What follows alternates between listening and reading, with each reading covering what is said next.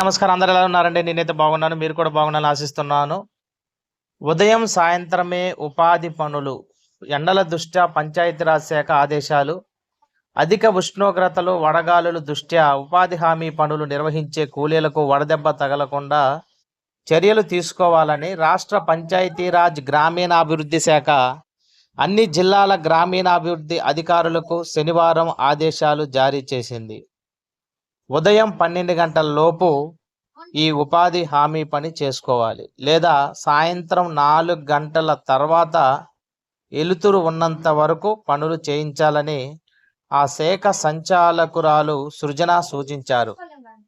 కూలీలకు నీడ ఉండేలా చూసుకోవాలి, తాగునీరు అందుబాటులో ఉంచాలని చెప్పారు. 2025-26 ఆర్థిక సంవత్సరంలో రోజు 10 లక్షల మందికి పని కల్పించాలనే లక్ష్యం కాగా 9,45,000 మందికి లభిస్తుందని గ్రామ పంచాయతీల్లో విధిగా పనులు చేపట్టేలా సంబంధిత డిఆర్డీఓలు చర్యలు చేపట్టాలని ఉత్తర్వుల్లో పేర్కొన్నారు. అంటే ఉదయం సాయంత్రం వేళల్లోనే ఉపాధి హామీ పనులు చేయాలనేది దీని యొక్క ఉద్దేశం. మా యొక్క విశ్లేషణ మీకు నచ్చినట్లయితే దయచేసి లైక్ చేయండి, సబ్స్క్రైబ్ చేయండి. ధన్యవాదాలు.